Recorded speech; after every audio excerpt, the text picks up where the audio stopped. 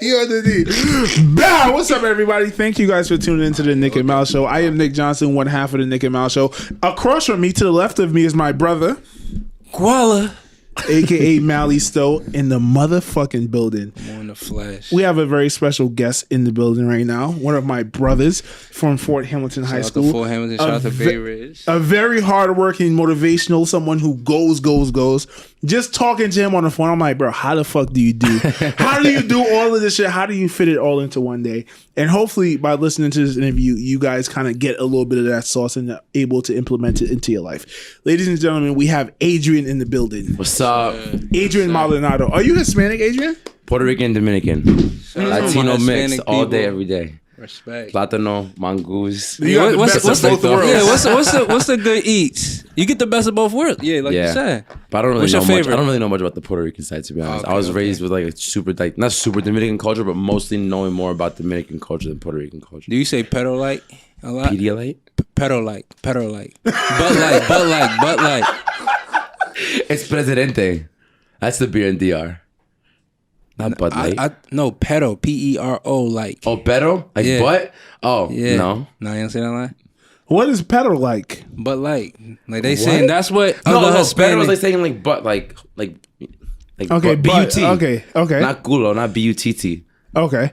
And they call it pedo light. Is Bud Light? No, what I'm saying is, so I had a Hispanic woman, right? And she was saying this is what a lot of Dominicans say. They say pedo like, butt like every time they speak. Pedo right. like, Yes. butt like. Okay, Pedo I got you. like. By the You way, go to the Heights, maybe. Yeah. when I first came to America, that was one of the most annoying things That's right, about 'cause how you came from Trinidad. That's right. No, funny. Yeah, swing When you it. guys met me, I was a year removed from Trinidad. I was fresh off the boat, literally. But that was one of the more annoying things about how Americans speak. They say like a lot, like it's like, well, you guys fucking retarded, like you feel me? But Adrian, the most piercing question that the Nick and Mal Show is going to pose to you throughout this entire interview: are firefighters fucking in the firehouses? Is that what they're doing with the tax dollars, bro? I don't know. I am not a firefighter yet. I have no idea. Literally no idea. No idea. Is that something that you idea. Is that something that you'll try to pull off? Hell no. I got wifey. No, Well, but like bring her to the. Hell no. You working on a 48-hour shift. You just got to double up when you get back to the crib. respect. You letting one go before you get in? Every time I leave the crib, I have to. Respect. So You gotta relax. Then you go outside, and you can do your day. Then you got all tensed up. You come back and you lay down the hammer. right. All the stresses of the day. The real hammer. hose. Lay down the hose. The real hoes. Thor style. So Adrian is he's a physical trainer, right? And obviously an aspiring firefighter, but we're gonna get into that. I wanna start off with your physical training career. Number one, I am not surprised that you're a physical trainer. I told Mal this, right? In high school, Adrian was the quarterback, the starting quarterback, right? And I believe you got injured. Did you get injured? Yeah, I want to talk about Junior these and injuries. senior. Yeah. Yeah, what happened? How did you get injured? Junior year, playing week 1 against Tottenville, and it was a late hit on the top of my head. I already got tackled, and he speared me like crown to crown. Right, I'm already down. And then when that happened, everything went like black for a second. And then for the next 2 weeks, played the second week, and then from week 2 to week 3, that whole week, I'm going around school, and everything is foggy. Like I'm walking around, and like if you look straight, I guess so. Imagine like you're looking at the emblem, right? And you see how it's all white around it. That's how my vision was with it when I saw anything. Like I would see in front of me, like whatever I'm looking at, then all around it was like white fog. Like I'm walking around like a cloud. And all the lights were just like throbbing and like painful. Like the whole week. I remember the whole week I was out of it. Your personality changed, and I was like, I was out of it. Did Adrian get knocked out of him? I was out of it. I'm super energetic at all times. Yeah. Lunch period, I'm the one screaming, running around, being crazy. I had my head down the whole time. Every class, head down. Like I had to wait till everyone would leave the halls to like leave to change classes because my head was pounding. And like one of my coaches was like, "Oh, you probably have like a strained neck muscle, giving you like a headache." Wait, y'all don't have a trainer at your school? We did. Shout out to Delano, but you have the to realize coaches at the same time though, like the whole concussion protocol wasn't like as prevalent as it became in 2000. It hit mainstream 2014. Yeah. And that's when I graduated already. So we're talking like a year or two prior to that. Not many people play with concussions and be like, no, it's like whatever, like shake it off, like it's football, right? You get an injury, you play it off. Week 3, in the middle of a play, I forget the play and I forget where I am. Oh, shit. Yeah. I completely forgot like what was going on. Like middle of the play, I remember I get the ball, I'm like, wait. I was like, what's going on right now? Completely I had no idea what was going on. And then after that, I was in bed for a month with migraines like crazy. And then for 6 months after that, it was like nonstop headaches.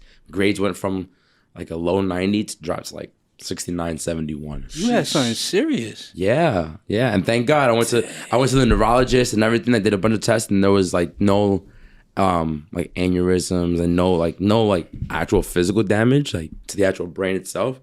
But still, like she even told me, she's like, you're lucky because she had a patient who was like in Little League and now he has permanent disability, learning disabilities from like his concussion at a young age. Worse than that, so, it's kids who've died from having the concussion and keep on going, and that shit fucks you up. It messes you up in the future. And then my senior year, I fractured 2 bones and I tore a ligament in my foot. Yeah. First play of a preseason game.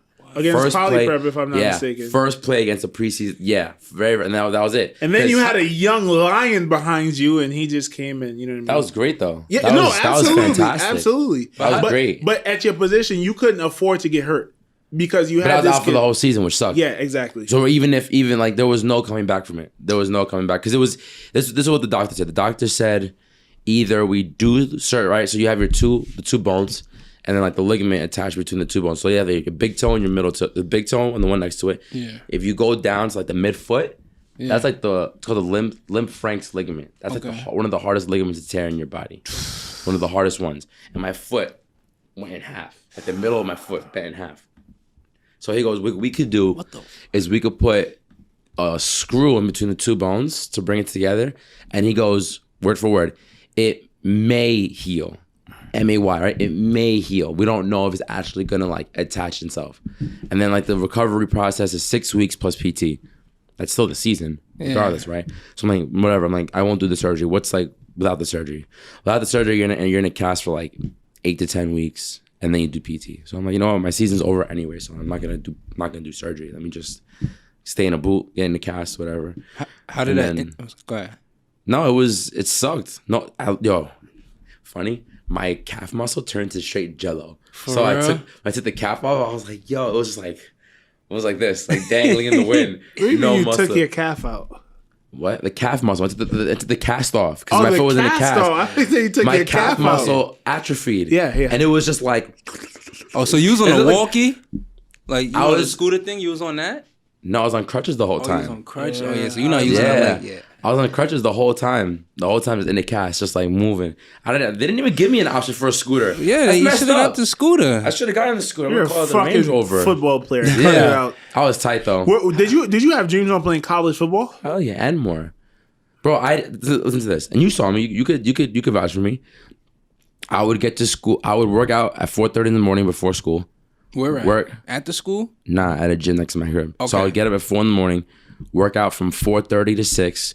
Come back home, shower, change, and had to be at school for first period. Because my freshman year, I messed up with like school, whatever, so I had to catch up on classes. Okay. So I would start school first period, and then we would have practice 9th period. So I was in school all day. I'd work out during my lunch period, and then I'd stay after practice to work out again. And you could say like everyone would leave, and I would still be working out like after practice, no matter what. No family vacations. You would not catch me outside hanging out. Like you wouldn't catch me doing anything. It was just like football training. That was it, 100%. Back to the injury. How did you fracture 2 bones in your foot and tear a ligament though? Like what specifically happened in that play? So I remember the whole play. Like it was like moment by moment. I remember it. So it was a play action, right? So play action, zone left. I rolled out right. The DN crashed. I stepped up. And I didn't really have my foot in to throw the ball, so I just took off. And I had an ankle brace on. So remember the McDavid ankle braces with the laces? Yeah. You know what I'm talking about? Yeah. So you know how it ends on the mid of the foot? Yes. Right? So when I got tackled, my foot was on the ground. And so since the brace had my foot in a perfect 90-degree angle, when someone went on it, instead of my foot bending at the ankle. It bent at the midfoot where the brace ends. So yeah. So you had that bitch on tight. Yeah, I had that shit on tight. Yeah. Did you immediately knew it was over? I knew it was something. I didn't, but it was weird though, because like I felt the foot like bend. Yeah. But then like I got up and I was like, okay, this is not so bad. But every time I took a step, it was like someone was taking a knife into my foot. So then I tried a couple, like, I think it was like one drive. After that, I tried. Yeah. I couldn't put any pressure on it. I couldn't run. It was messed up. I vaguely remember all of this, but I really can't. I don't know who we were playing against. We were playing against Poly. Yeah. We're playing against Poly Prep. Right. Does that affect the way you walk or run to this day? For a while it did, but I had to do a lot of. I didn't even do PT. I did PT on my own. I did self PT. Nice. Yeah. YouTube. Yeah. But that's one of the things, right? And now that you're explaining it, that you were working out because you wanted to be a professional football player, college football player, I thought it was all for vain. Like, you know what I mean? And I didn't know you were working out in the morning. This is the first time I knew this. Yeah, because that was for me. That was because for me, it was like, when I started playing football, I was, like 10, 11 years old. I was trash. I was so terrible. I was so bad. Well, you walked into the hardest position to play. This is I didn't want to play quarterback. But they put you there. They put me there. Right.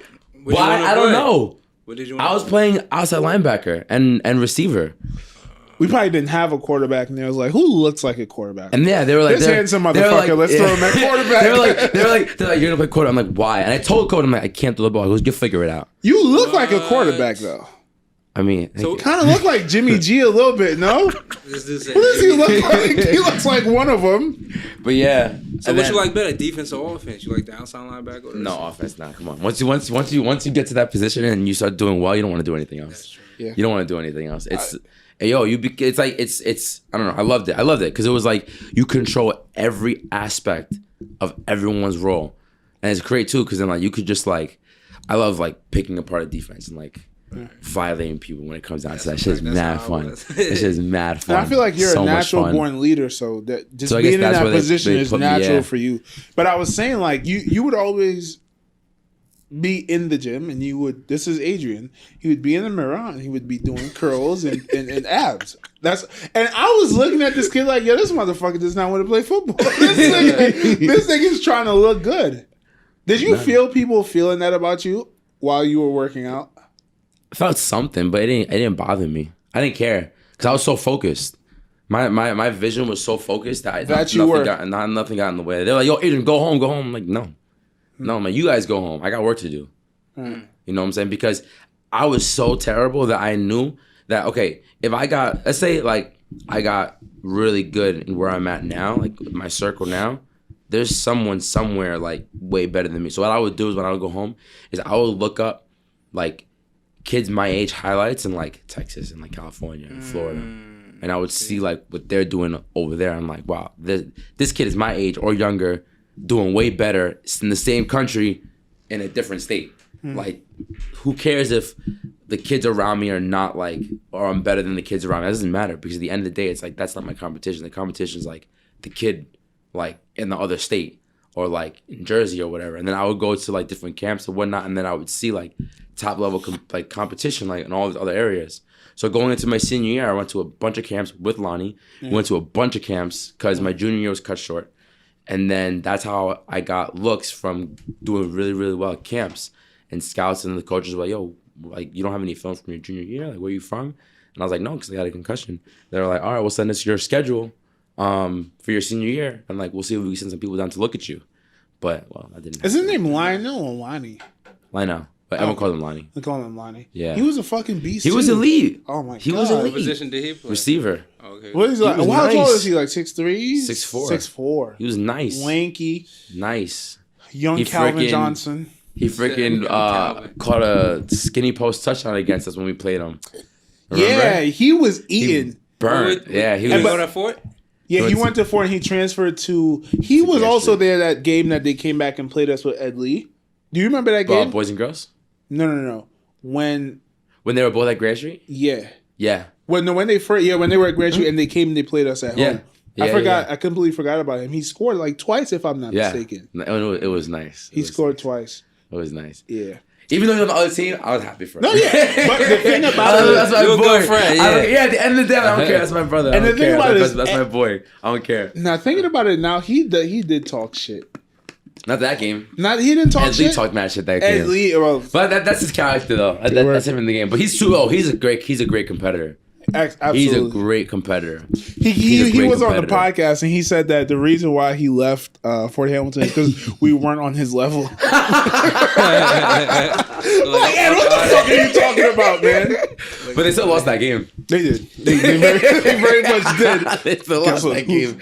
See who's on whose level. But nah, shout out to Ed Lee, man. And people loved that interview. It was a great interview with him. So after high school, where do you go? So after high school, I was like, well, the only reason why I stayed in Fort was to play ball. So I was like, damn, I don't know what to do next. So I went to Kingsborough for a semester and a half.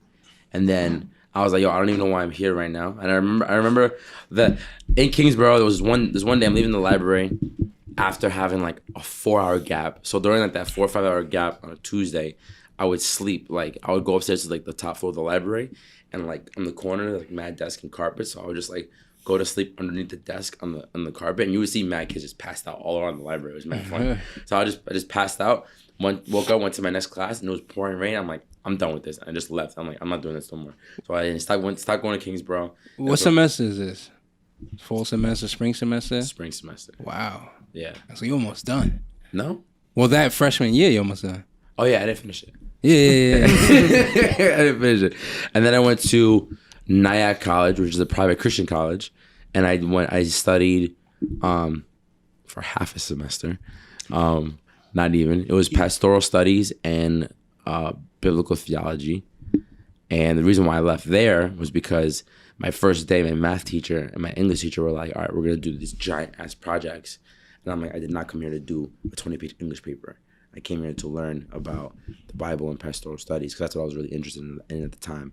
And I was like, I'm out. And then my third school, I went to BMTC for acting. And then I realized that was BS because they didn't really care about it. The teachers didn't care. The kids didn't care. And I was actually wanting to like learn this skill and like actually like improve in like that area.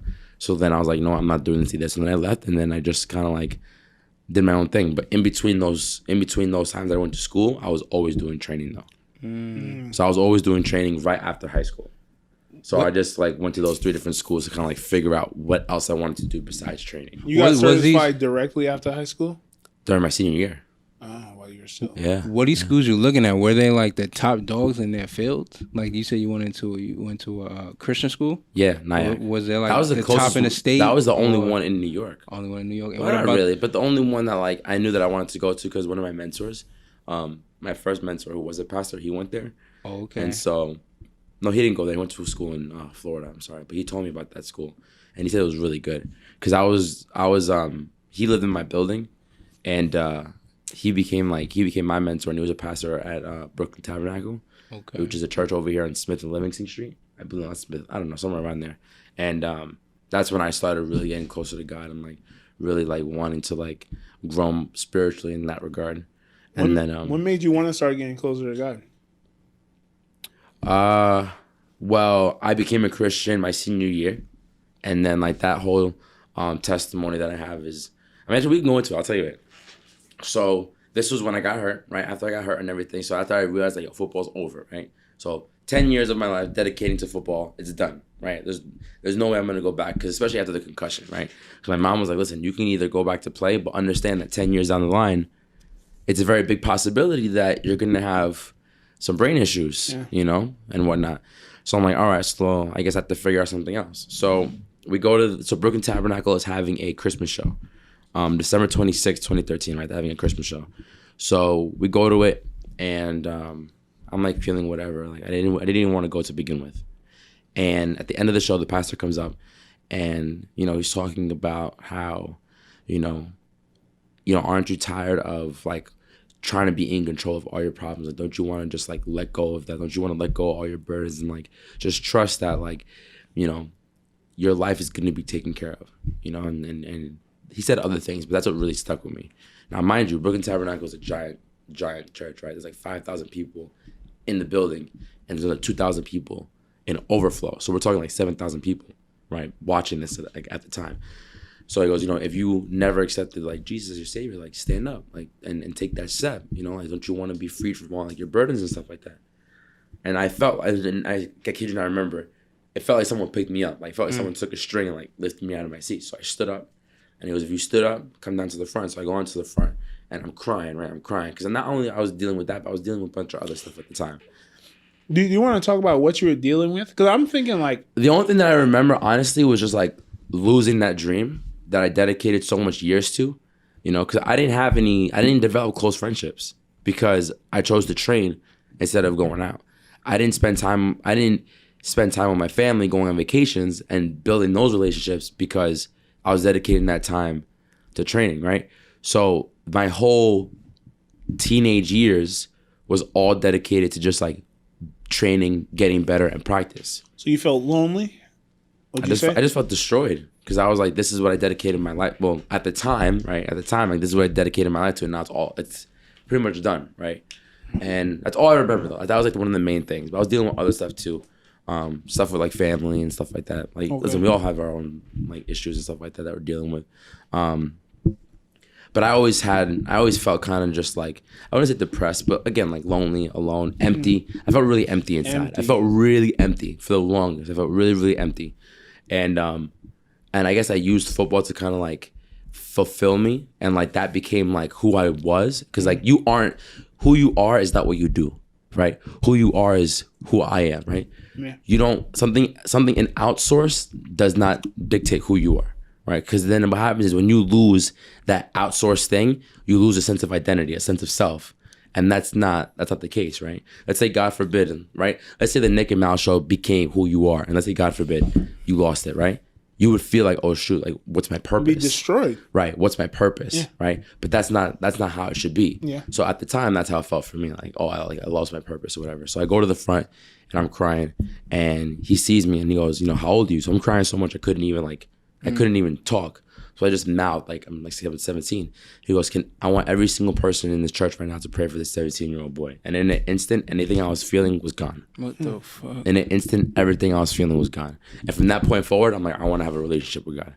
And that was it. And and then as I dove into the Bible and read it, I learned more and more and more that, you know, being a Christian or understanding who God is, it's not a religion, right? If you go into the Bible, God talks about, you know, what I am, the real religion is love, right? What I am, God is love. And what God wants is to have a relationship with you. It's like a personal relationship. It's like he wants you to know him, and he wants you to know him, and he already knows you, right? But it's like a matter of like the way that we're talking right now, that's how you're supposed to talk to him, right? It's not like some like mystic thing. Like, no, it's like having a normal conversation, understanding who he is, and understanding that, like, you know, at the end of the day, you know, it's the matter of the heart that matters the most. You know, it's like what's in your heart that matters most. You know, are you like a malicious person or are you a loving person? You know, and then as long as you follow what he says, you're always gonna have an amazing life, because the greatest example that we had to be a great man is Jesus himself. How do you go about beginning to build that relationship? How did you go about it, or how would you give someone else advice? The first step was just accepting that, right? Accepting that my life is not my own, and that my life was given to me by God, and that I just want to let go of everything and let him take the wheel, right? If we're in a car, I don't want to be in the driver's seat. I want to be in the passenger seat. So everything that happens, he's in control. There's a saying, it's a phrase, right? It's like, if you want to make God laugh, tell him your plans. Because at the end of the day, he has a plan for you. And like, let's just say like, you know, what we want for ourselves is never going to be as big as what God has for you. Never.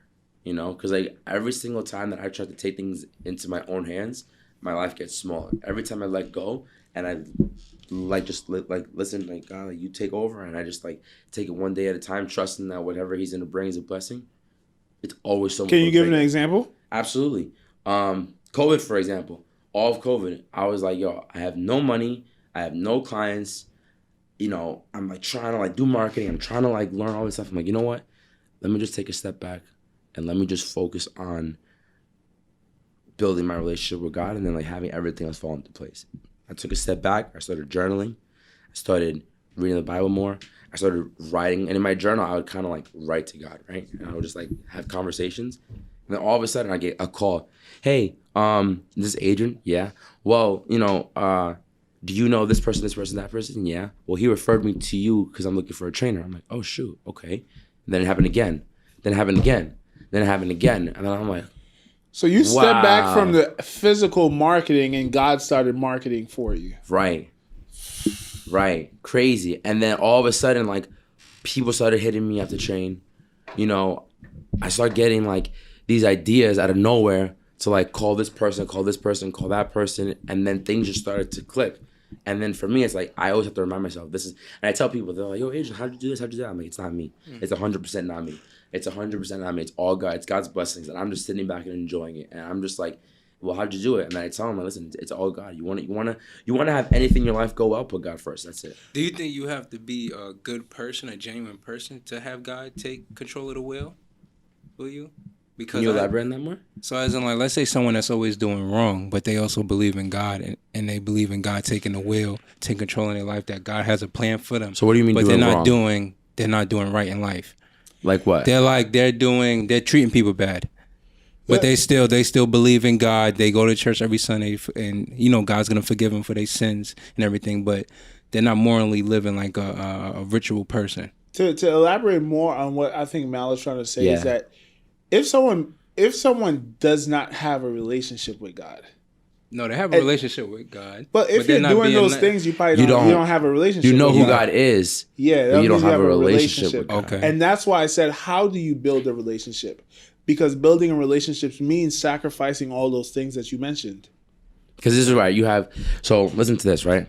So left to ourselves, we are very, very selfish beings, no matter what. No matter what you say. You don't have to teach. Do you have to teach a toddler to not share? No. A toddler will automatically be like, no, this is mine. No, this is mine. It's mine. Because by nature, we're selfish, right? So the thing is, so that people get this twisted, right? It's like, people are like, oh, God set up rules to control me. No. He set those rules up that they are, like, for example, like, the 10 Commandments, for example. He set those things up for us to realize that we can never follow those things without him first. Never. Because left to ourselves, we can never follow. We're the opposite of everything on the exactly. That's us by nature. We can never, ever, ever, ever, ever do those things, no matter what. So those things are set in place to show us, like, okay, we need God in our life because there's no way I could do these things without him. You know what I'm saying? There's no way that you can not be lustful without God first. There's no way you can't, do the things that you want to do selfishly, without putting God first. Because, like, without God, you're going to do those things no matter what. No matter how strong your willpower is. No matter how strong your willpower is. Of course, people struggle with different things, right? Obviously, Nick is not going to go killing people, right? But you don't know me. Don't talk like you know my body, son. Don't talk like you know my body. But Joe Schmo over here might be super struggling with pornography while another guy might not. You know what I'm saying? It's like, it's one of those things. Like, everyone has, like, that thorn in their side, but they have their struggle. Someone could be very patient. Oh, thank you. Someone could have no patience while someone has amazing patience. But while this person struggles with, whatever, the next person might not be struggling. So everyone has their struggle. Everyone has that thing that they're always going to be struggling with. Because if you don't struggle with anything, why in the world would you need God in the first place? That's why I asked you, what were you going through? Because thinking about my high school days, I don't think I was struggling at all to a point where I'd be like, yo, I need God right now. And the fact that you were fresh out of high school and you felt that way, that was like, hey, you know what I mean? Adrian was going through some shit. Well, at least you felt like he was going through some shit. You talked about, right? So you develop this relationship with God and God starts providing for you. Yes. And you have to constantly tell people, hey, this is not me, this is God.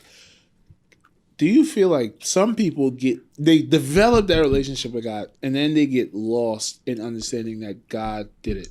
I did. Twice. A couple times. Where there's been points in my life where even after that, like, certain moments, I got super mad at God for, like, letting me go through stuff or allowing things to happen. And I'm like, I don't deserve this. I'm a super good person. Like, why am I going through this stuff? And I, like, completely turned my back against God. I'm like, you know what? Whatever. I'm doing things on my own. And even when I did that and things got worse, I also realized that even during that whole entire time, like God was still there protecting me. There's a story. You ever heard the prodigal son? You ever heard of that? So basically, in the Bible, it's a story where, now I'm paraphrasing. Okay. I'm paraphrasing right now, but the gist of it is, one of the father's sons basically left the family, and went out on his own. Dealt through super hardships that eventually, he was so broken down. Now this is something that came from royalty. He suffered poverty, sickness, like he went through the ringer. He comes back to his dad, and his dad welcomes him with open arms and has like a big celebration. The point of the matter is no matter how far you go away from God, sometimes you gotta be so stripped down and broken down to realize, like, damn, I need you. And he's gonna welcome you back with open arms and embrace you and bless you.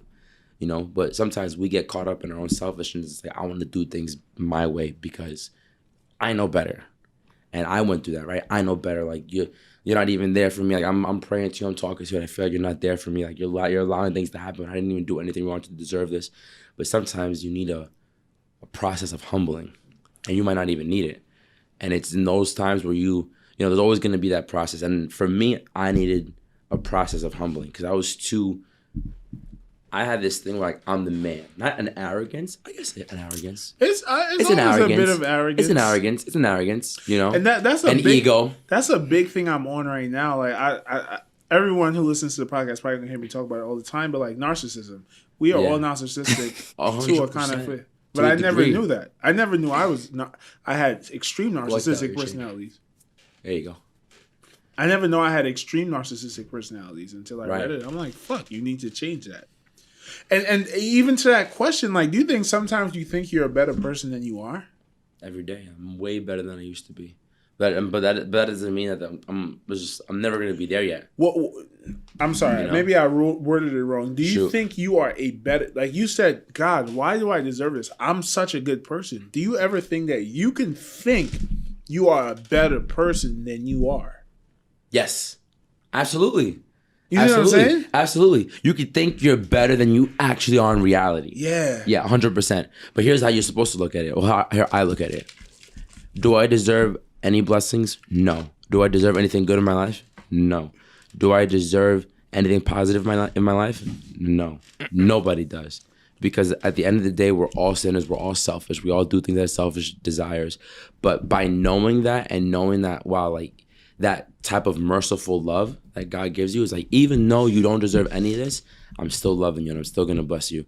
And that in itself is such a humbling thing. You know what I'm saying? It's like the fact that I get to do a job that I love and I can help other people and get paid while doing it. Like, do I deserve that? Absolutely not. So it makes me cherish it 10 times more. It makes me love what I do 10 times more. And it makes me enjoy everything I do 10 times more. Even if I don't get that much sleep, even if I am super busy, even if I am bouncing from, this place to this place to that place, getting no time for myself, I'm not going to sit there and like complain about it. I'm just going to be like, oh, God, like, you're allowing me to do this. You're giving me the means to do this. You're giving me a healthy body to continue to do this, and keep blessing other people because of the blessing that you gave me. And I know for a fact that the moment I start taking credit for anything, he's gonna take it away immediately. Because a lot of times I came to this realization while I was journaling is that sometimes it's like God needs to break you down so much to make you realize that anything that he gives you is his blessing to you and not your blessing onto yourself. If that makes sense. It makes a lot of sense. I feel like I battle that where I think I don't give him enough credit. I do every morning. I say, thank you, God, for everything. Thank you for the opportunity. Allow me to compete, challenge myself. But there's a time where it's like I was believing like everything is just for you. It's not for a higher purpose and all of that. I mean, there is a saying like that. There was some guy in Europe, and he had wrote about it. He's saying you are God yourself and everything. And that was like the big belief for him. He had went to a different, he got kicked out of Europe and everything. Yeah. He got kicked out, but he ran off with his own thing. And that's somewhat into my belief that you are God in yourself, but there is a higher power where you must praise to him and be thankful for what he's doing for you. Well, yeah, to piggyback off of that, it's like you are the kingdom of God because God lives inside of you. Mm-hmm. You know what I'm saying? It's like, this is just a body. This is a vessel. This is not who you are, you know? And I tell everyone, like, listen, I'm like, if you think that you're just going to die and like, things go black, you have something, you have a do you know, though? Way. You don't know that. Ooh. You have faith, though. You're a Christian. Let me tell you something. I don't know for sure I have faith, but I'll tell you this. I'd rather be the one to be like, boom, die, and then Jesus be like, hey, Adrian, come home. And I'm like, oh, no. Versus me going there and him being like, I don't know who you are. Yeah. You know, because you get these people that are like, I did all these good things in your name. I did all these things, charity work, whatever, but your heart's not in it. And God's like, I don't know you, though. You know? Yeah. There's that, too. So, but I mean, listen, at the end of the day, too, it's like, I'm not here to kind of like push anything onto anyone. Absolutely not. I just share my story. And if God wants that person to experience who he is, which everyone does, then it's gonna happen. But I'm not gonna be the one to do that. You know, I'm just here to share my light. I'm here to share my story. I'm here to share my positivity and blessings because of what was given to me, and that's it. Right? I'm not here to like push anything onto anyone. No, absolutely not. I'm here to love. That's it. You know, in everything I do. Right? And every client that I have, every class that I teach, I give the best of myself and the energy. And they're like, and then it's great because it's like, yo, I'm telling you, I have like a supernatural energy, bro. I'm telling you. It's good. So do you say pre-workout or anything? Sometimes, but I stopped only because like I wanted to like clean up my body a little bit. So I've just been drinking like coffee or whatever. Okay, but I only take pre-workout when I'm gonna work out on myself. Okay. Like when I'm gonna do my own like lifting, I will. But mind you, I'm teaching spin classes, which are also a workout. I'm not taking pre-workout like before spin classes. It's just like I could be, you'll see me. I'll be tired like this before a class. Once I get on the bike, the first song comes on. It's just like I'm like, that's good. Like wild. And then people come up to me like the people in the class like, yo, how do you have so much energy? How do you do it? I'm like, it's not me. I mean, I'm telling you, it's God. It's God giving me the energy to do all this to give you guys a great class. Like, you also take very good care of your mind and your body, and God plays a big part in that also. And that's all like very recent though. Yeah, and honestly, I could also tell you that a big part of like me being like as good as I am now is like my girl too at the same time. Yeah, and not so much her, but like God bringing us together and having us going through this process like together, because we both found a church together and we're both going through that process together.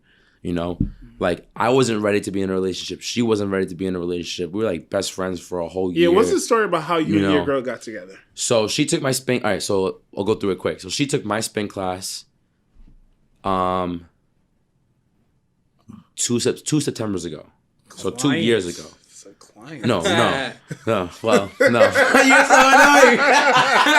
Got him. Clientele. That has to be a good ring. Clientele. So, damn it. What spot you at now, Adrian? I don't do that. So she took my class and she came to me. This is like 2 years ago. And she came up to me after class. She's like, oh my God, Adrian, I love your music. Your music is fire. I'm like, oh, thanks.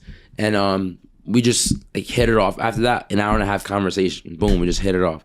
And in that moment, I was like, oh, nah, this chick is mad cool. She's going to be my best friend, period. And I like decided it right there in the moment. Like, yo, she's mad cool. Friend zone? Immediately off the jump. Because she was just mad cool. You know when you meet someone that's like, you like, there's just something different. You don't, listen, it was so genuine, so cool, energy, like spirit that I never experienced before. I'm like, this is not something that I want to like lose, because I could tell like it's special, right? So then, right off the jump, like this girl's gonna be like my best friend, period, like right off the jump. So we just kicked it from that point. So from that point, for a whole year, we talked every day, we hung out every day, but like as just strict friends. Like she was doing her thing, I was doing my thing. And we were talking about like the shit that we were doing, like legit like friends. Like, yo, look at this chick. Yo, look at this dude. I would like grab her phone and flirt to guys for her because she didn't know how to. I'm like, yo, I got you. I'm gonna hook you up with this dude right now. Give me your phone. Like, she's like, oh my God, don't say that. I'm like, I got you. It's gonna work. I'm a guy. I know what I'm talking about. Like, we would go out to like to like a party, whatever, and I would see like hooking up, whatever. And so I'll like go leave, do my thing, and then we would just like meet up at the end of the day, like go back to her crib and like chill, whatever. Like, it was on some real dope, cool friend stuff. And then during COVID, during the pandemic, quarantine, There was one moment where I like realized like, whoa, am I catching something? And I was like, Adrian, no, stop it. No, this is not happening. No, shove it down deep. Don't ever feel that again. So I'm like, you know what? Maybe I just love her like as a friend a lot, right? But then I started to care more than like a normal friend would about certain things. Like right? she was talking to other guys and stuff like that? Yeah, she was talking to some dude who was like violating her, and she kept like talking to him more and more and more. And I'm like, yo, you're mad stupid. But it was out of like a genuine care. Like, you care. For a lot. Like but a sister. But it was like more than like a normal friend would, right? Yeah. But I didn't look at it like that. I'm like, oh, I love this person, right? And then she was like, "Oh, someone's jealous." I'm like, "No." I'm like, "Not at all." She wanted. I'm like, "No, I don't think that." She didn't either. We really didn't want each other at all. We really didn't. We were really just super cool, super dope friends. And then, shoot, things just changed. We went to Florida together with a bunch of friends, and we spent every single night like cuddling together. Nothing happened. Who goes to Florida as friends and starts cuddling? We were so comfortable. It sounds like a finesse. It sounds like a Brooklyn kid finesse story, right? we were just mad comfortable, and we just like cuddled every night, and it was really cute. It was really sweet. Nothing happened. It was true. It was mad sweet. Nothing happened. And then like the last night, all of our friends were like, "Yo, you guys need to kiss," like whatever. And we're like, "No, like no, come on." And we're like, "Okay." And then like we kissed each other, and then like Pandora's box opened up.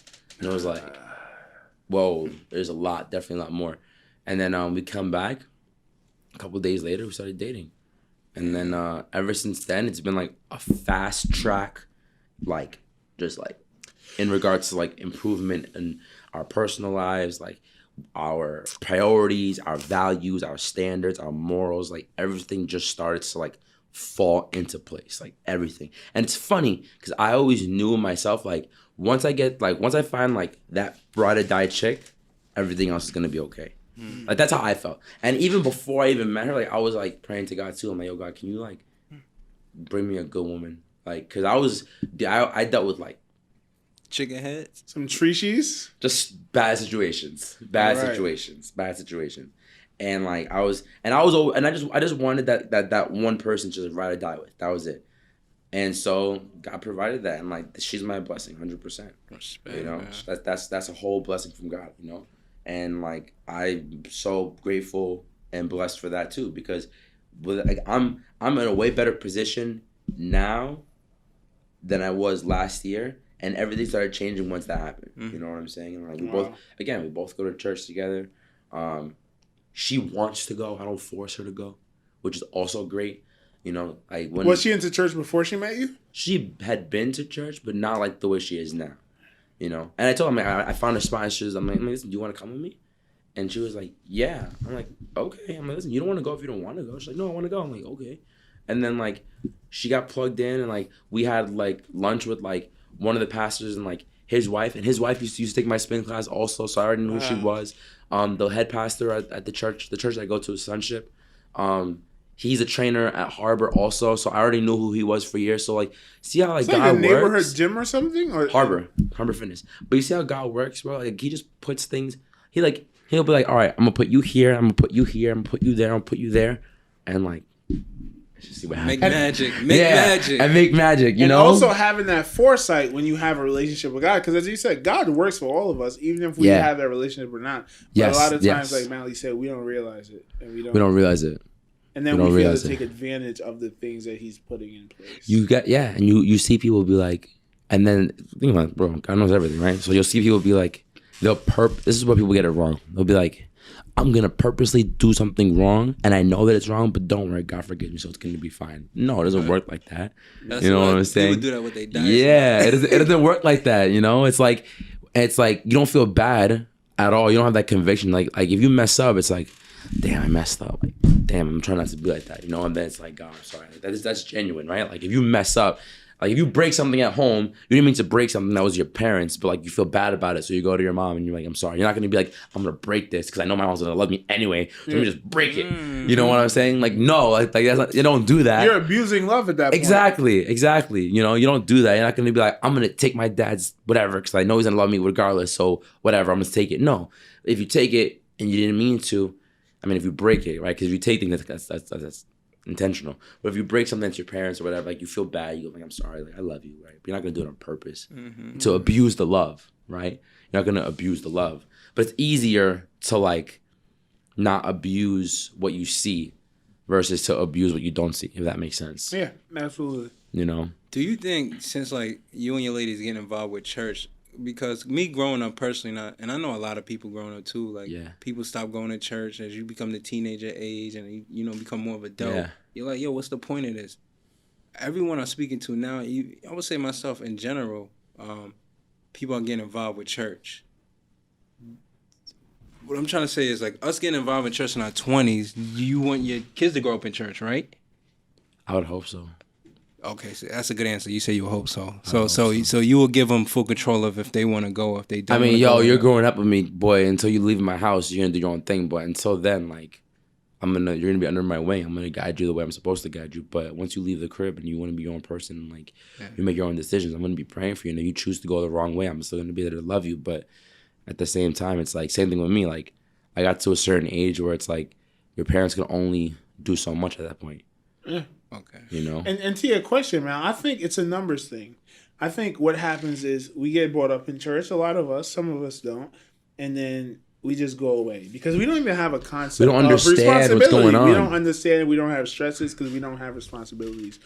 And then as time goes on, stresses, bad things, struggle, pain, loneliness. And eventually as you go through life, some people, it's like, yo, it becomes too much. And he's like, yo, I gotta lean on God. Because you said, I can't control all of this. So it's just a numbers thing. That's why most older people are in church, especially Christian older people. Do you think a problem we face is like a money situation? Do you think if you was in a wealthy situation and you went to church, you would have stuck with it? Check this out. So sometimes, right? So if we're talking about God and everything good, there's an opposite, right? And that opposite, what do you want to call it? Satan, Lucifer, devil, evil, whatever you want to call it, it's there and it's real. So a lot of times what Satan will do is he will give you anything you want as long as it keeps you away from God, right? Because that's why you see people who are very wealthy, they have everything, but they're drug addicts, they're super depressed, they're killing themselves, but they have everything, right? And they don't have everything. They have nothing, actually. They have nothing. You think they have everything, but they have nothing. They're empty. Why? Because even though they're given, even guys too, right? Women, fame, wealth, all those things that they selfishly desire, as long as it keeps you away from freedom, away from real love, he's happy. Who's happy? That was happy. Because his job is to keep you so isolated away from that type of love, to make you keep wanting and chasing things that are temporary to the point where you end up killing yourself. Okay. You know? So you can still, even if I had all the money in the world, there would still be an emptiness.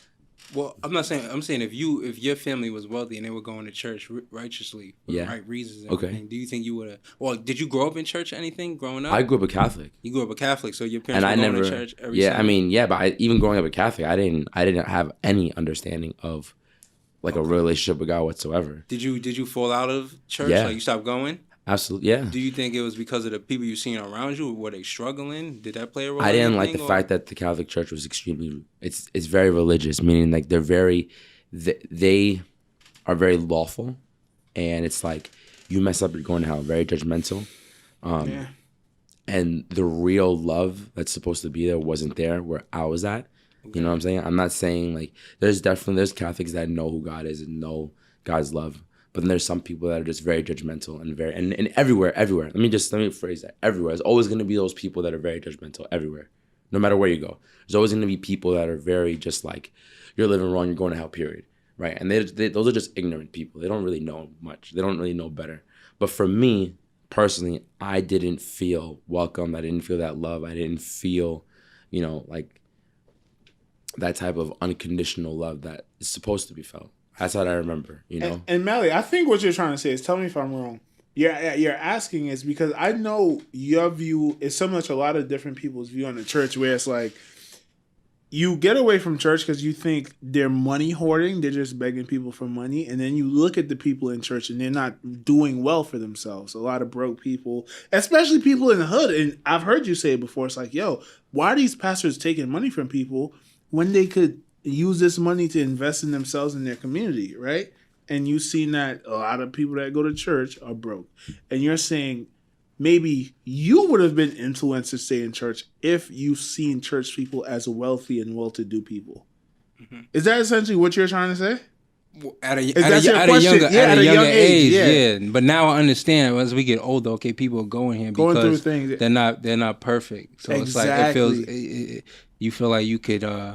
I need someone else to take control, like you were saying earlier, and it makes sense. Yeah.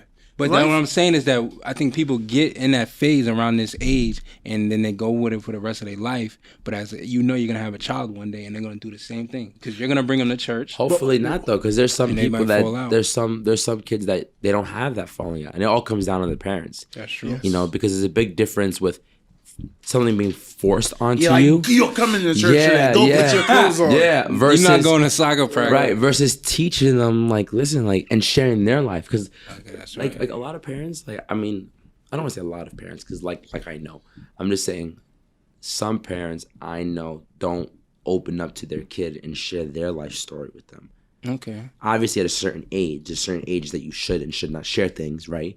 But at the end of the day, it's like, teach your kids the reason why you're doing what you're doing, right? Okay. Teach them, enlighten them. I was when it came down to Christianity, I was the first person that became Christian in my family, right? So it was different. Obviously, my whole family now, we're all super tight. We're all godly. We're going, we've been going on Christian retreats together. We're going one at the end of the month together. God really changed our whole family. So my situation growing up was different because it was we went to Catholic church, but there wasn't that understanding of who God is. No one really knew. I was the first one, right? So, but for someone else who their parents know, and then they end up falling out, is ultimately because they feel like they're forced to do everything, and they don't really know why they're doing it to begin with, right? So again, everyone's situation is just very, very different. It's very different. Right. Thank you, guys. You guys made it clear. Hopefully made it clear. When did you get into personal training as a full-time job? 18, right after high school. Oh, so you were. This was your main thing right after high school. Right after high school. So you've never had a 9-to-5 job? I worked at a supermarket. I worked at my dad's optical shop. Glasses? Sunglasses? He had his own optical shop. Big ups. Business owner. Yeah. And then Obamacare messed that up because he had to be a doctor as an owner to accept insurance. Wow. And because he was not a doctor as an owner to accept insurance, he couldn't accept insurance. So he had to shut his business down? And then also the market crashed too. So all the sales that you were making were out of pocket sales. Just $500 for a frame, $2,000 for a frame. Not a lot of. You're very limited to your clientele when you only accept out of pocket payments, not insurances. So, but listen, for him to be open, I think 10 years and only doing out of pocket sales is no insurance, is because my dad became a marketing genius. He had people flying in to go to his shop. He was on 2020 magazine, which is basically the main magazine in the optical world. He was, I saw him, he built the whole business with his hands, all the casings, the whole, everything with his hands, everything. So big ups to my dad. He's a big What's inspiration. Danny. Big inspiration for me to see him go from literally nothing even in his own life, growing up also with nothing, in a bad neighborhood, growing up from nothing to turning into with the struggles that he had to doing this, and then seeing him grow. I've seen my dad grow tremendously. So what type of lessons have you learned from him that you implement in your life today? He instilled big time, he wrote in the corner of our wall, integrity. Like, Wait, what he write? Integrity, like in bold letters. Like his 3 things was character, integrity, honesty. Like that was his big thing. You know, like, instilling like those principles. You know, isn't that something Coach Perez used to say all the time? Character is what you. Character is doing the right thing when no one's looking. Yeah. So that was like a message that you were familiar with. Character, integrity, and honesty, which of course I'm definitely struggled with and still struggle with. I think we all always struggle with those things because we're not perfect. But it's like, if that's still your core value and belief, you'll always try your best to do those things, and you'll feel you feel bad when you mess up not doing those things. Yeah. You know. So yeah, and also being with my girl too. She also taught me to be like super honest too. Like that, she helped me to be like real, like more honest, more open. Was that book that did your girl put you onto that book that you sent us? My mentor put me onto that book. What's the name of it? Doberman Dan. The name of the book. The Artist Way. Oh, Radical Honesty. Radical Honesty. He put me onto that book too. The worst type of lie is the one that you withhold from someone that you know will hurt them. Why is that? Don't know. Didn't finish the book yet. I need to learn that. Facts. So you got to be an open book. You got to be. For example, right? Example. That's crazy. Here we go. Here's an. You guys got girlfriends. You can't tell your girlfriend everything. I tell her everything. But that's a different relationship. I respect that. But it was friends. It was homies. Yeah. We have a foundation. We have a foundation, bro. Yeah. Like there are situations that we've been in that if we didn't have that friend foundation, that bond beforehand, we would not be together. That's why I know she's wifey. Like it didn't. Like that's like I don't be like, oh, that's wifey. Like no, like I'm like this is it. Like I'm a married. Like I'm a whole husband. Like I'm a married man. Like that boy is in love. That boy Adrian is in love. Nah, bro, love. I feel the same way, bro. I ain't know. Yeah. At a certain point, let me tell you something. There's like I love her, and then it's like, damn, like. I would be destroyed if she leaves. Yeah, but not only that, it's like, yo, I really love this person because as much as she drives me crazy, like I'm not gonna go nowhere. Like right. That's a fact. Like, yo, if your girl doesn't make you want to drive your head through a wall, she don't love you. That's not real. I don't know. That's a fact. You guys are toxic. You guys are describing toxic relationships. Bro, every married couple, bro, their husband or wife wants to make them run their head through a wall. So what's the most important thing? I don't know what the question actually. What's the most important thing to a successful relationship? Because you guys fight. Friendship. Is that how you get through the really bad fights? Communication. Communication is key. When people communicate differently, you need to find a way to communicate with each other. You need to find a way. You have to figure out like each other's. That's why I say friendship is the foundation, because during your friendship you can understand how the other person interprets certain things. So that way, like let's say like something that you might say, they will interpret it completely different than what you're trying to actually say. So you need to learn how they interpret stuff. So that way you can communicate it in a way that they understand what you're saying. My mom, she has something like a mirror drill. Wait, hold on, bro. That is some gangster shit you just said right there. It's not about what you say. You speak for the other person's interpretation. Yes. Because what you're trying to get is a message across to them. So don't say what you feel. Say what they're going to hear. Or what you want them to hear. Right. Never considered that before. Have you ever considered that? I think that's what me and Piff was talking about earlier. It's like, yo, you try to say certain things to your lady, then how they try to first say it. Yeah, because you know how they're gonna feel. Because a woman's gonna tell you, I don't like that you said this. It made me feel this type of way. But so that's now not your intention. Yeah, exactly. That's not your intention. But you don't know how that's gonna affect them. Right. And which makes you talk to someone else. It's like, yo, you're gonna talk to this person in a better language because you know how. Because now you're studying. Okay, what is he going to hear? What is she going to hear when I say this? Just like this? You know what I'm saying? And even when you get angry, I guess you have to consider that, right? It's a fact. Yeah. Like, that's the thing about. So, what can men get away with in relationships? Nothing. Have a dog. Have a dog. Have a dog. On some shit though. Can you get angry at all? Like, can you just say some mean shit because you angry? Yeah, you can't. But she can't say nothing mean neither. What do you mean? Cut it out, nigga. No. You hear some funny shit? What? I had some dude, right? I'm talking to him. He's like, yo.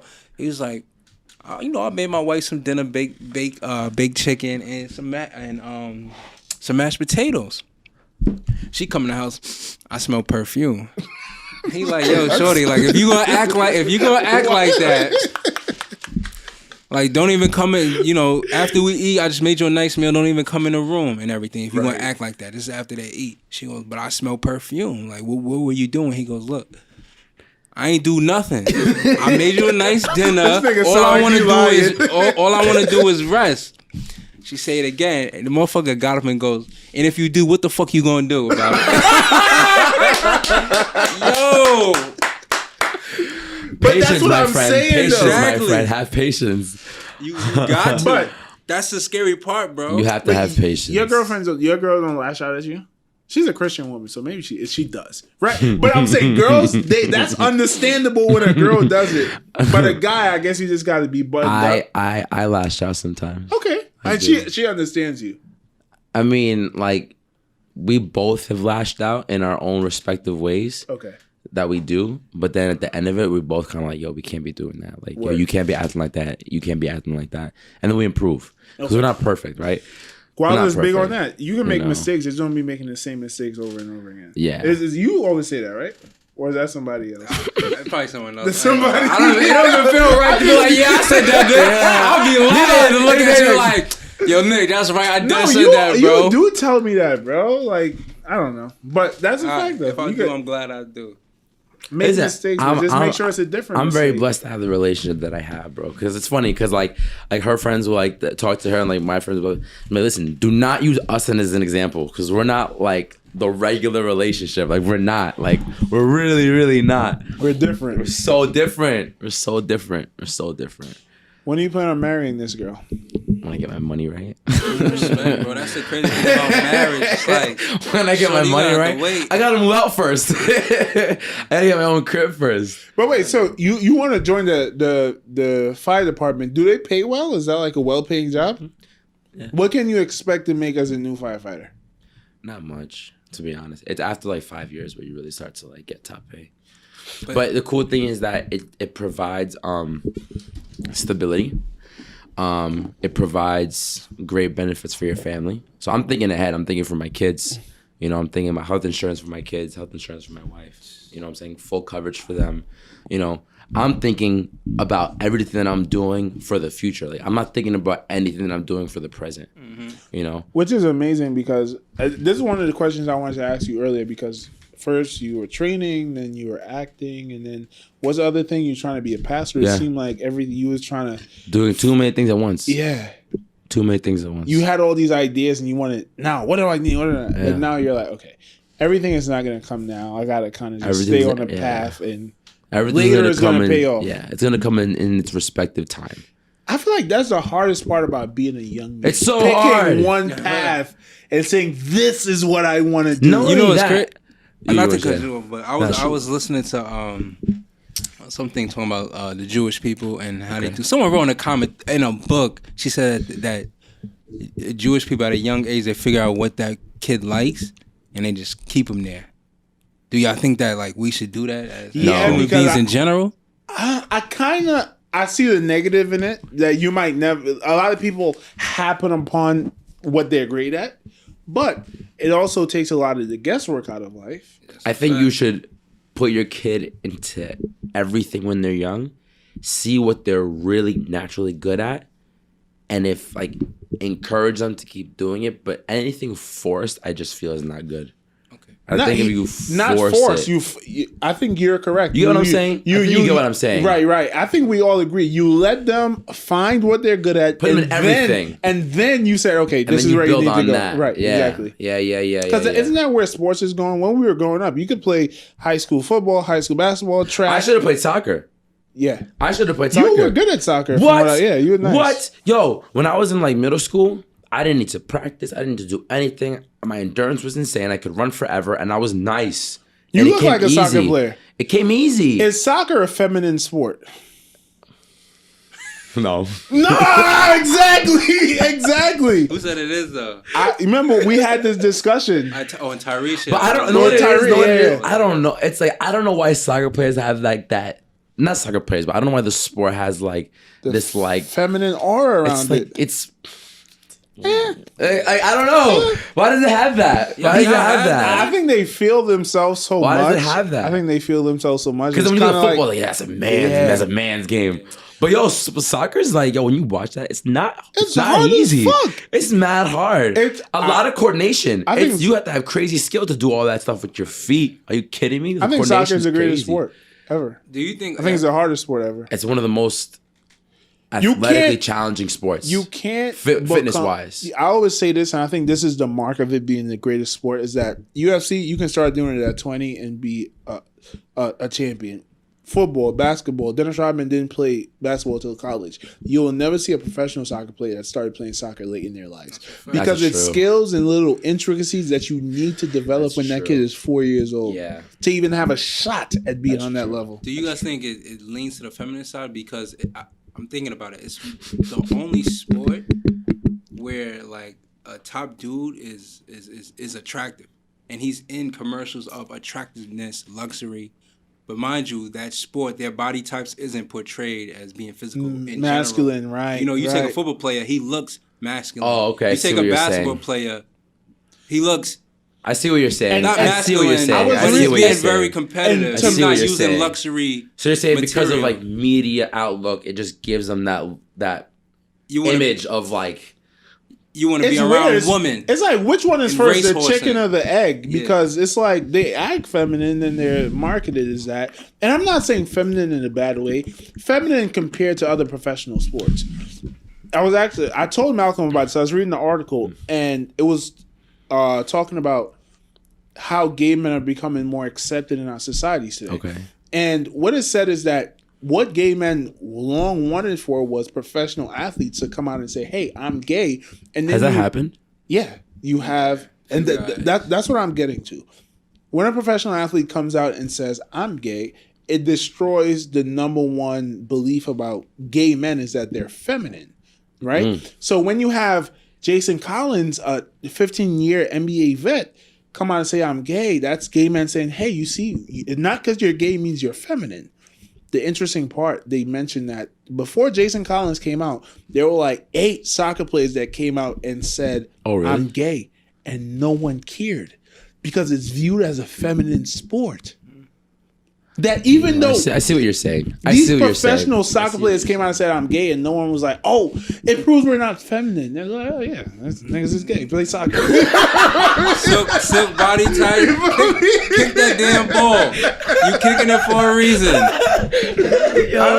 I don't know. No, nigga, clown. I see what you're saying though.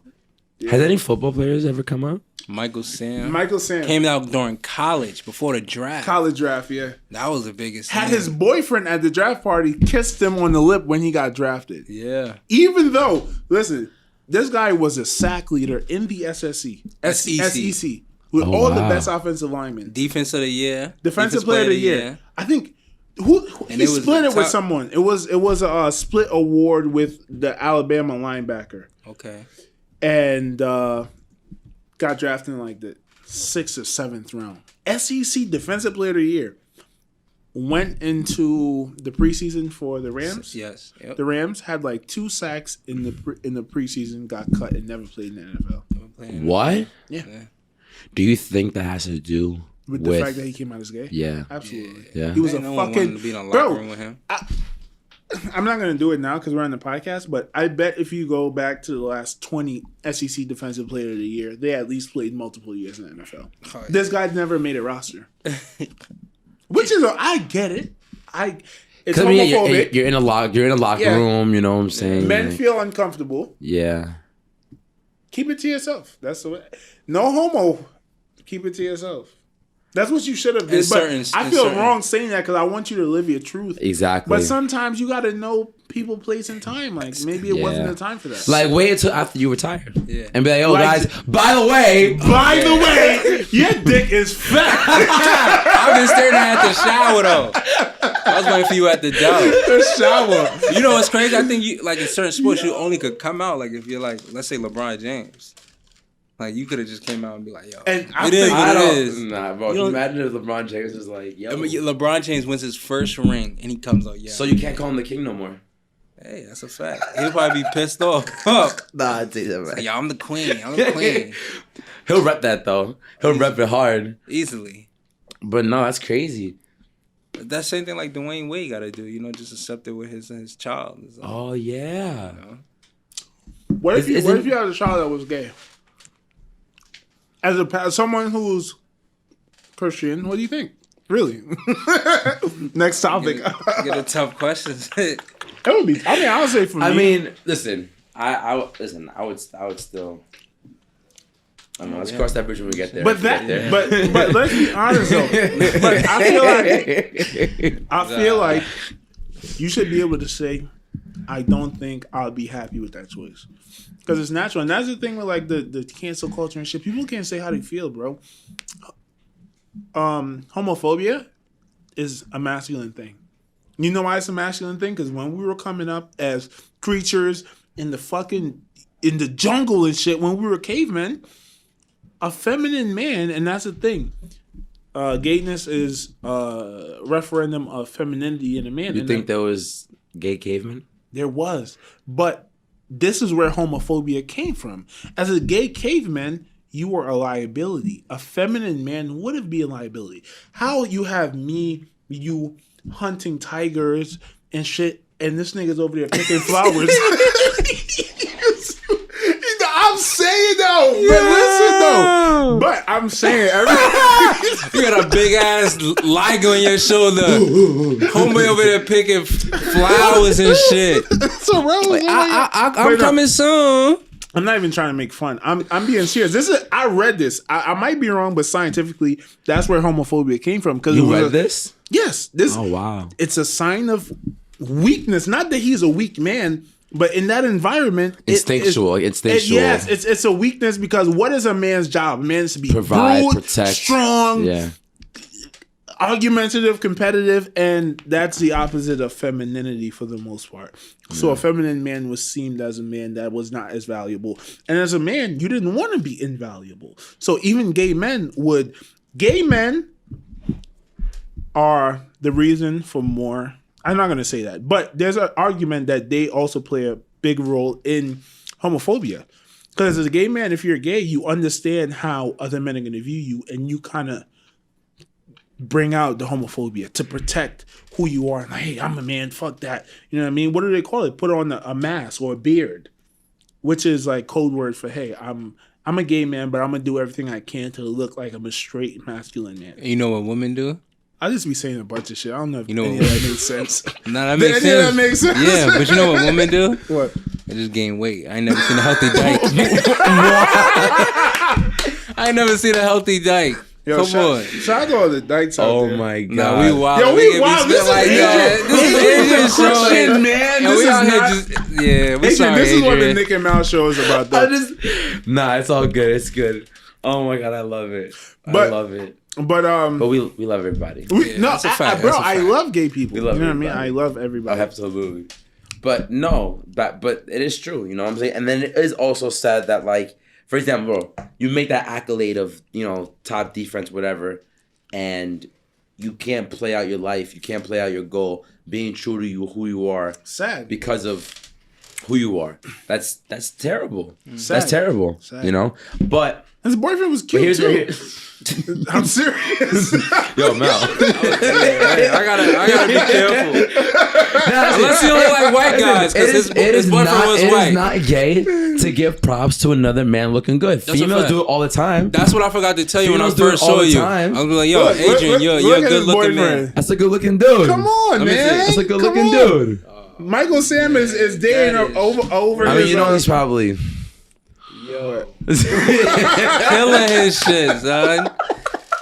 He is killing him. Going to Pound Town on him? Yo, oh my God. He's going to Pound Town. Shout out to Michael Sam. You the GOAT, bro. Man. I would love to interview Michael Sam. Why hasn't he been talking? Sounds like he has a great story to tell. But go Because ahead, hate, bro. People are haters. But yeah, you know, females do it all the time. Oh, you look good, girl, and this and that. Why, bro? Why can't a guy be like, yo, you look good, bro, without it being Yeah, I don't think that's thing. gay at all. I tell people all the time, Michael Jackson is my man crush. I tell him all the time. Like, yo, you're a good looking dude, bro. You're sexy. Own it. Word. I had some dude coming into the gym, and this dude, bro, I never seen this dude at the gym before. Man came in with a whole Nike tech suit on, no shirt under, and had the hoodie open. I'm like, I never seen him before. And he's not working. He's just walking around. He's not working out. I'm like, yo, I know what he in here for. He hit a mat. Yeah, bro. Come to find out, bro. I kid you not. He macked up some shorty, got her number, whatever, and left. Didn't even work out. Didn't work out nothing and left. Yes, bro. Good looking dude.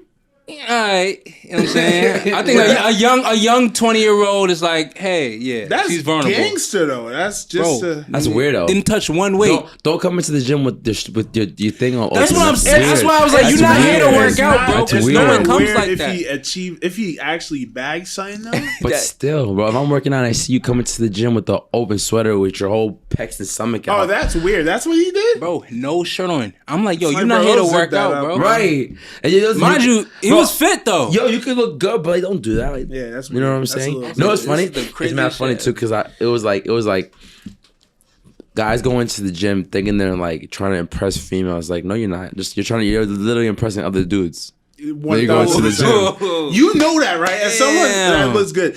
Guys probably compliment you more than women. I get more dudes in my DMs and in person than I do females. Niggas that's how you know you're a good looking man. Thank you. Of course. Yeah. Niggas be trying to fuck. Shit. They be like, yo, Adrian. They're like, yo, Adrian. Well, I don't know, not all the time. When I was at Equinox, though, that was a different story. Wow. But yeah, yo, Adrian, you look mad good. Yo, you're mad bro. Like this and that and the third. But like, wow. No, bro. Females don't do that. But are they? Females don't do that. Females don't do that. Men have high sex drives and they know what they want. Men are open. That's what. Like, I think that if you're in that area, you're more open. Because I have a buddy who men are just flying to him. Yeah, it's crazy. It's crazy. Yeah, that's why I work out in long sleeves. And they have. Well, I would say this. Wait, say that again. You work out what? I work out in long sleeves. To hide yourself. I just feel more comfortable. Yeah, because it's like, yo, you're not gonna impress yo, bro. A girl, listen, a female goes into the gym. She's not looking at no dude. She's in there with her with a hat or headphones, and she's focused on her workout. You look at any girl working out, she's focused on her training. Unless you're the trainer. Because I feel that's different. Yeah, because then they get that power complex. Like, oh my god, look how he's controlling the whole class. That's so sexy. Nah, I seen some looking though. I ain't gonna lie. What?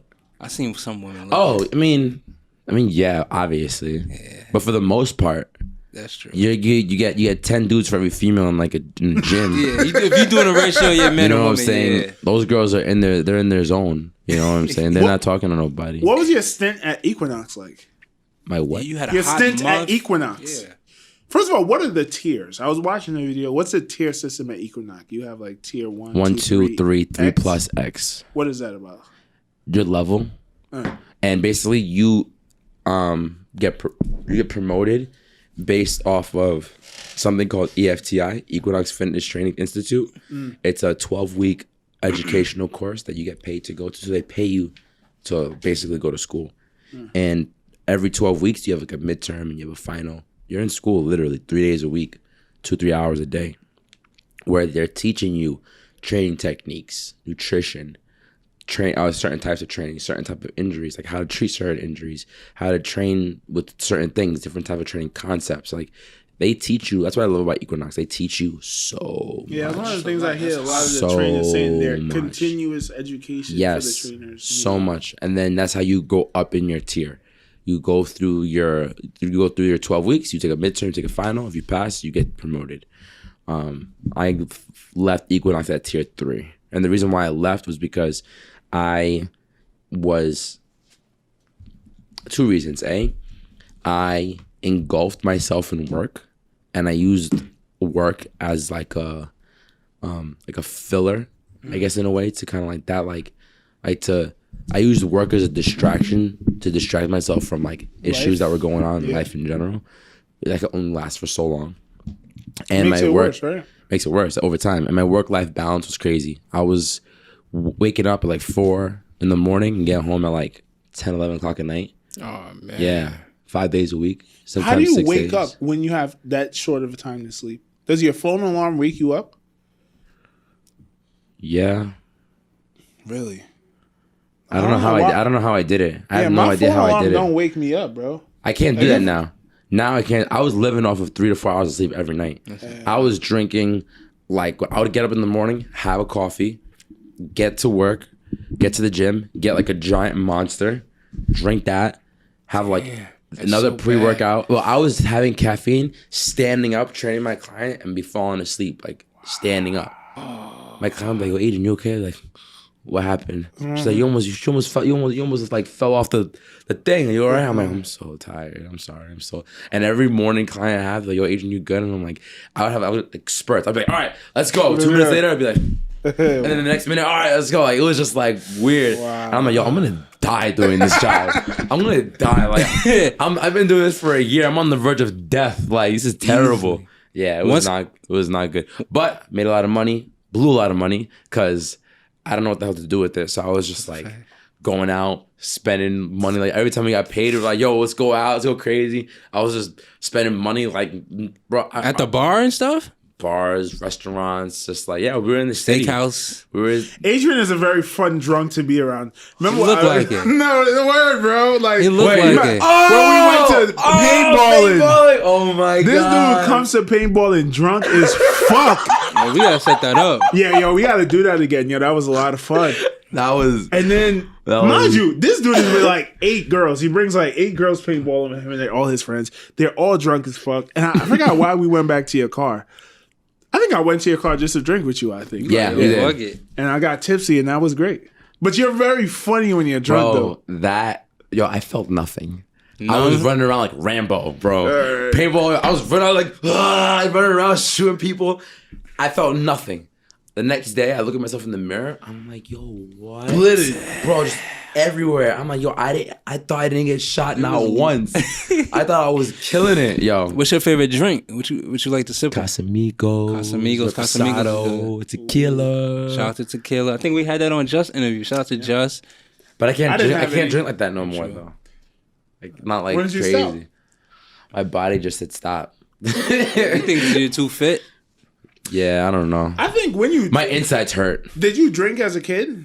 No. Yeah, I feel like you just went crazy. I went nuts. Yeah, you did your thing. And then was it this past summer? I think it was last summer I almost died. I got alcohol poisoning. Oh, what happened? I blacked out like 5 nights in a row in Florida. Shit. And like another 2 nights when I got back in PA. I was just going crazy. And then like everyone's like, "Oh, you got COVID." I'm like, "No, nigga, I'm dying." This ain't no COVID. I blacked out. This is the 7th time I blacked out this week. I'm like, I'm dying, yo. It was crazy. I was like, yo, it was the most weirdest thing in the world. I was sweating profusely, shivering. Like, yo, I had to take a hot bath, like a hot shower 4 times that night because I was so cold. Because what happens is like your body goes through hypothermia when you go through alcohol poisoning. It's one of the side effects, like where you just like sweat like crazy, and like it's like something happen and something shock. I don't know. Epileptic shock. Something okay, you know what I'm talking about? Epileptic shock. I don't know, but yeah, I was freezing, and I was sweating so much that my sweaters looked like someone like threw water all over me. Bro, I'm like, yo, I'm dying. I'm like, I'm dead right now. But then I was fine the next day. And then I came home and Mom's like, yo, your eyes are yellow. She's like, I didn't know you had yellow eyes. I'm like, no, Ma, my liver is about to explode. Like, that's what happened when your liver you get jaundice from alcohol. Yeah, from alcohol. You ever seen Michael Jordan? And ever since then, bro, Michael Jordan's whole face is yellow, bro. His eyes are yellow as shit. That man is a fucking degenerate. Who? Michael Jordan. Really? Oh, bro, he was smoking cigars before basketball games. The greatest player of all time. He drinks a lot. You can smoke a cigar before a game because you don't inhale nothing. Cut it out. You don't inhale nothing, bro. It can calm you down. Michael Jordan is inhaling. You can't be doing that. That's disgusting if you do that. He's not doing that, bro. He wouldn't be Jordan. All that tobacco? Good boy. Yeah, but is a cigar bad for you, though, even though you don't inhale it? I think any type of smoke is bad for you. Do you smoke? No. Have you ever smoked marijuana before? No. I was like, Yeah. Shout out to marijuana, man. It's much needed at times. Long time ago. Nah. Adrian, this was fun, bro. Did you enjoy your time at the Nick and Mal show? I didn't even know we were on a podcast. Word! I feel like we were just picking it, bro. We was just chilling. Did you have anything you wanted to talk about specifically that we didn't get to? I think we kind of touched everything. Everything, right? Yeah. Talked about God, which is the most important thing, and then everything underneath it was just fun. I think that was the official message. Yeah. Of the show, you know, God, it needed to be spoken about. 100. It felt like it, right? Right, and we didn't plan that at all. Nah, that wasn't planned at all. That was good. See, that's God right there. Yeah, Word, bro. Literally. And we appreciate I've never heard Guala talk about religion before. Only recently I've heard him try to accept it in his life. So I feel like he's on. Is that something you and your girl talked about? Well, she talked about going to church and everything. The reason why I'm saying this is my closest friend is getting involved with it, and he made it clear that what God is saying is for people that are doing the right things. So like, I'm not trying to like bash anyone, but you know, you grow up in a certain area, you see people going to church. It's like, yo, y'all there. Everyone's timing is different. Everyone's journey, everyone's time, everything is so different. Yeah. You know what I'm saying? And you can never compare yourself to other people ever. That's a fact. You know, because everyone has their own timing. You know, everyone. I have to remind myself that too. Because there's people my age, your ages, or whatever that are killing it. You know, got their crib, got money, seems to have their life together, but you don't know what they're going through. You know what I'm saying? I might not be set up financially, but like I'm pretty sure I'm in a better position than other kids my age also. That way, so I never get envious, I never get jealous, and I never take advantage of. What's it called? What's the other one? Yeah, I'm never like not appreciative of where I'm at. Right. No. So it's like I'm not envious, but I'm not taking advantage of like my situation. Mm-hmm. You know, it's just like whoever's doing good, that's great. Wishing them the best. Whoever's not doing good, if I can help them out, I can help them out. And then for me in the present, I'm like, let me enjoy everything that I'm doing now. And there's a saying, there's two sayings that like I love, right? One is live your life like today's your last, but plan your life like you're gonna live forever. Right? So plan your life for the future as if you're gonna live forever and ever and ever, so you can plan ahead, but live it as if tomorrow's not gonna come, right? So it's like every second that you get, enjoy it, cherish it, right? Because time is the one gift that you can never get back. And then people don't get that. People get that messed up. It's like people like if you give them your time, it's like they don't appreciate it. They'd rather like you give them like something like an object or whatever. But it's like, yo, time is the greatest gift because like it's the one thing you can never get a refund at. Mm-hmm. You know what I'm saying? Because if I died tomorrow, I gave you a bunch of stuff. I've spent no time with you. Mm-hmm. What's more important? And even more important than that, if someone is giving you time, there's definitely other things they could be doing with their time. Right. So they're considering you, and right. It's very valuable that they're even, you know what I mean, would give you that time of day. There's another saying that I really like. I forgot what it was though. It was like something about like the past, present, and the future. I forgot. It was in Kung Fu Panda. Shout out to Kung Fu Panda. Shout out to anime. I don't know if you watch anime, but anime is in tune with a lot of spiritual and Naruto meaning of life. That was my thing. Naruto is a perfect example of it. Since I was like a little kid, that was like the show to watch. Yeah. Loved that. That's the only anime that I watched though.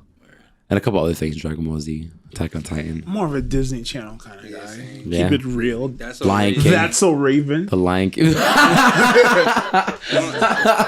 I can see Nick being on That's So Raven. But Disney.com, the games that they used to have. Yo, those were fire. Disney Channel games, you ever played it? Bro, come on.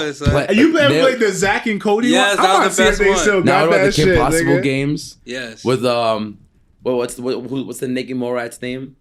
Rufus. But he always ate nachos? Yeah. Always. Well, him and Ron always ate nachos. Yeah. Oh yeah, Kim Possible was my I had a crush childhood crush. That's my childhood crush.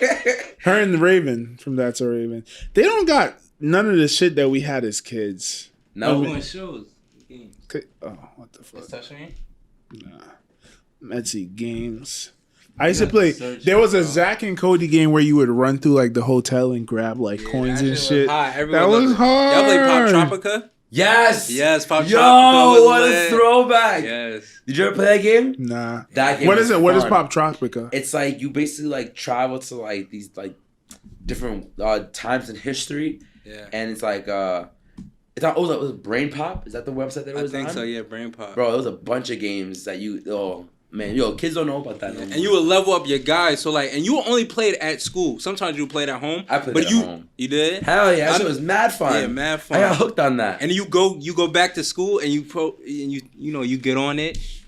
And you be like, oh, you on that level? I'm on this level, blah, blah, blah. It was hot. Club Penguin was fun. Yeah. I made my dad pay for that. Me too. I had a love pay. You gotta give me the premium. You gotta help me with the premium. Yeah. Oh my God. Adrian, lead the people with some lasting, powerful words. Matter of fact, let's leave the people with a prayer.